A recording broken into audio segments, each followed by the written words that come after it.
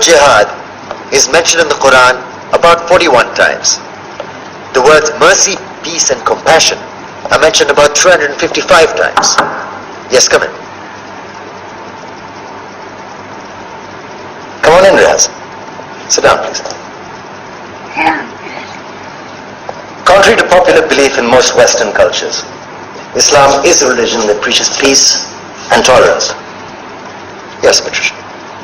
If Islam truly is a religion that preaches peace, then how come the world's most troubled spots, the West Bank, Afghanistan, Pakistan, Iraq, they're all plagued with Islamic terrorism? Well, that depends on your definition of terrorism. Some might argue that the US invasions of countries like Iraq and Afghanistan are also acts of terrorism. No, those were acts of war to get rid of despotic regimes. Or a means of getting at a country's oil.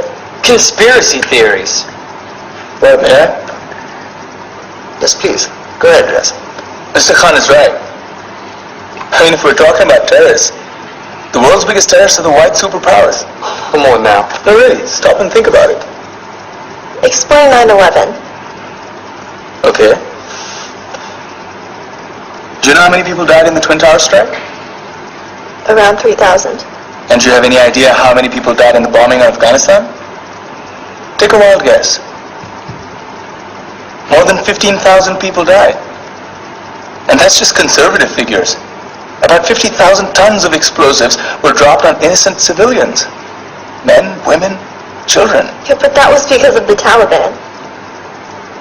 Now that you brought it up, did you know that the Taliban was a creation of the CIA to fight the Russians? Whatever. They were still harboring terrorists. Yeah, right. Terrorists that were never found. Just like the weapons of mass destruction that were never found in Iraq. Do you want to get into the death toll in Iraq? 500,000 civilians and counting. And what do Britain and America say when they don't find these weapons? It's simple. They just say sorry. And still refuse to relinquish control of these countries. What are you trying to say? What I'm trying to say is that just because you're American, wear a fancy suit, and call yourself the president, doesn't make you any less of a terrorist. I'm saying that if you don't stop meddling in other people's countries, you will face a backlash. If Muslims like you feel that way, then why don't you get out of our country? We will.